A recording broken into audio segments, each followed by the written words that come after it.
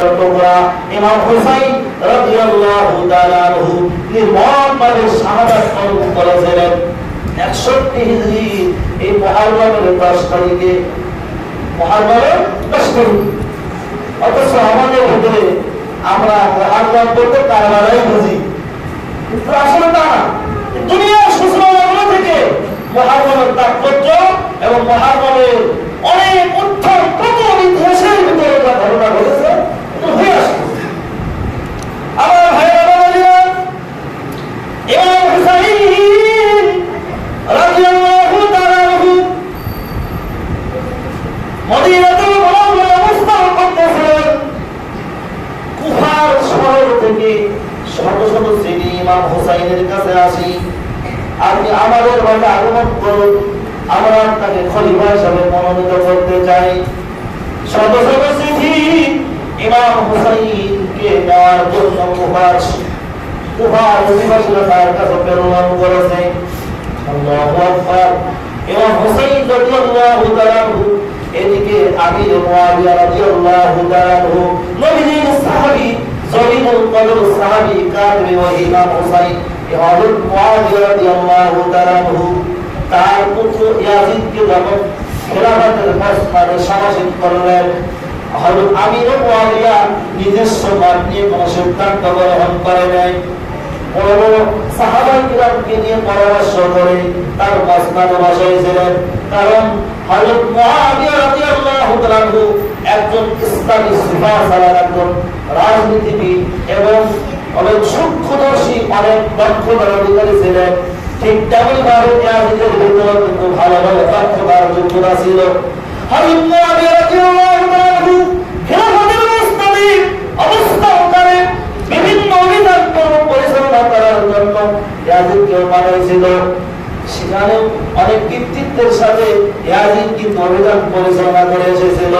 সাহাবায়ে কেরামের পরামর্শ ক্রমে হযরত মুআবিয়া রাদিয়াল্লাহু তাআলা খেলাফতের মসনদে ইয়াজিদকে দিয়েছিল। আমার ভাইরা সূক্ষ্মভাবে জানতে হবে, হযরত মুআবিয়া রাদিয়াল্লাহু তাআলা একদিন মেম্বারে দাঁড়িয়ে দাঁড়িয়ে দোয়া করতেছে রব্বুল আলামিন। এই খলিফ মেম্বারে দাঁড়িয়ে যতক্ষণ কথা বলে, বসে বসে যতক্ষণ কথা বলে, নামাজ পড়ে, আমল করে, এই 24টা ঘন্টার ভিতরে এই সময়টা সবথেকে দামি সময়। দোয়া কবুল হয়ে যায়, দোয়া কবুল হয়ে যায়। এই মুহূর্তে হযরত মুআবিয়া রাদিয়াল্লাহু তাআলা দোয়া করতেছে, রব্বুল আলামিন আমি ইয়াজিদকে যদি আমার পুত্র হিসাবে মায়া মহব্বত নিয়ে আগে পরশ করে যদি আমি তাকে মসনদে বসাই থাকি, তাহলে তুমি তাকে ব্যর্থ করে দিও, তাকে অকৃতকার্য করে দিও। আর যদি পরামর্শ ক্রমে আমি তাকে বসাই থাকি, তাহলে তুমি তার ফয়সালা করে দিও। এখানে আমাদের শিক্ষা আছে। হযরত মুআবিয়া দোয়া করতেছে নিজের ছেলের জন্য। যদি উনি নিজের ছেলে হিসাবে মায়া মহব্বত করে খেলাফতের মসনদে বসাতেন, তাহলে এই দোয়া তো স্বীকার করতেন না। কিন্তু উনি নিজের ইচ্ছা অনুযায়ী বসাই নাই। সাহাবীদের উপস্থিত বড় বড় সাহাবী ছিল, পরামর্শ নিয়ে বসাইছিলেন এবং দোয়া করতেন, আমি যদি তাকে আমার পুত্র হিসাবে মায়া মহব্বতের কারণে বসাই, তাহলে তাকে ব্যর্থ করে দিও। আর যদি পরামর্শ নিয়ে বসে থাকি, তাহলে তুমি ফয়সালা করে দিও। কিন্তু আমরা বর্তমান বিভিন্ন জায়গায় আলোচনা শুনতে শুনতে বিষাদ সিন্ধু নামে একটা উপন্যাসের কিতাব আছে, সেখানেও এই জাতীয় আলোচনা শুনতে শুনতে আমরা এক পাশে বানাইছি ইয়াজিদি মুসলমান, আর এক পাশে হুসাইনি মুসলমান। এটা কশ্চিন করা ঠিক না। হযরত মুআবিয়া কাদের ওহী রাসূলের পাশে থেকে থেকে কোরআন লিখেছেন। উনি ইয়াজিদকে আমরা দোষারোপ করতে করতে মুআবিয়াকে দোষ দিয়ে ফেলবেন, নাউজুবিল্লাহ। হযরত মুআবিয়াকে দোষারোপ করা মানে তো ঈমান নষ্ট হয়ে যাবে সত্যি সত্যি। কাদের ওহী মানে কি? ওহী লেখক, যে কেউ ওহী লিখতে পারে, যে কেউ পারে।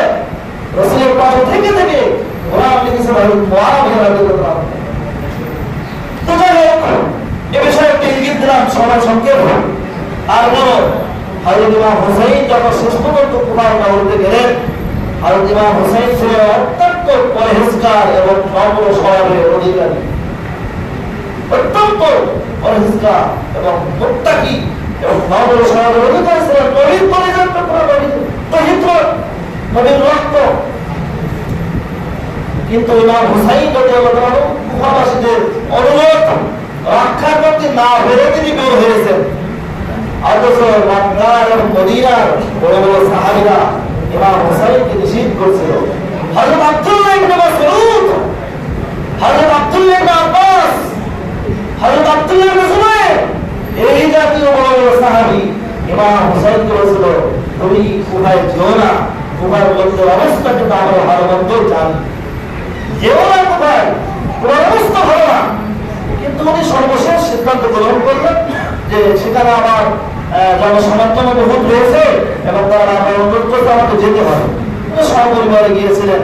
কিন্তু যাওয়ার পরে যখন কুফার গভর্নর উবাইদুল্লাহ বিন জিয়াদ খবর শুনল যে ইমাম হুসাইন আসতেছে, উনি ওনার সৈন্যবাহিনী ঘেরাও করলেন, চতুর্পাশে ঘেরাও করে কারবালার প্রান্তরে ঘেরাও রাখছেন।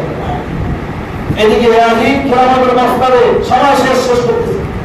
ইয়াজিদ উনিও নির্দেশ করলেন যে ইমাম হুসাইন যেন কুফায় আগমন করতে না পারে। এই নির্দেশ এতটুকু নির্দেশ, তখন তার পত্র পত্রিকা মিডিয়া বললেই হুকুম এরকম না, খোলার মধ্যে সবার হয়ে খবরটা দিয়ে গেছে ইমাম হুসাইন যেন কুফায় আগমন করতে না পারে। কুমার গভর্নর উবাইদুল্লাহ বিন জিয়াদ, তুমি সাবধান থাকো। এই ইমাম হুসাইনের ব্যাপারে ইয়াজিদ এই নির্দেশ করেছে। কিন্তু কুমার গভর্নর উবাইদুল্লাহ বিন জিয়াদ চিন্তা করলো ইমাম হুসাইনকে যেভাবে হোক বাধা দিতে হবে। সৈন্যবাহিনী নিয়ে চতুর্পাশে বেষ্টন করে শেষ পর্যন্ত তার সঙ্গে যুদ্ধ করতে করতে ইমাম হুসাইন বললেন, আমি যুদ্ধ করার জন্য আসি নাই, যদি তোমরা আমাকে এইভাবে অবস্থ করো তাহলে তোমরা এক কাজ করতে পারো, আমাকে মক্কায় ফিরে যাওয়ার সুযোগ দাও, আর না হয় ইসলামী সীমান্তের কোন একটা প্রান্তে যাওয়ার সুযোগ দাও, আর যদি না হয় সরাসরি ইয়াজিদের সঙ্গে কথা বলার সুযোগ দাও। কিন্তু ইমাম হুসাইনের এই প্রস্তাব কুফার গভর্নর উবাইদুল্লাহ বিন জিয়াদ গ্রহণ করে নাই, বরং সে বাদশার পক্ষ থেকে মনোবল পাওয়ার লক্ষ্যে তার সৈন্যবাহিনী নিয়ে ইমাম হুসাইন সহ সকল সদস্যকে নির্মমভাবে শাহাদাত করে দিয়েছে। বুঝতে হবে, ইয়াজিদ কিন্তু বলে নাই ইমাম হুসাইনকে একবার ধ্বংস করে দাও, বলেছে তাকে কুফায় আসতে নিষেধ করো, বাধা দাও। কিন্তু কুফার গভর্নর বড় বড় পুরস্কার পাওয়ার লক্ষ্যে তাকে নির্মমভাবে শহীদ করে দিয়েছে। এই মূল বিষয় মূল রহস্যই নয়, এবং তাহকিক করার কথা, গবেষণা এবং যাচাই বাছাই করার কথা। আলহামদুলিল্লাহ, যে কেউ মুহররমের এবং আশুরার আলোচনা করলে এবং যে কোনো জায়গাতে শুনলে আপনার আমার মগজ নষ্ট হয়ে যাবে।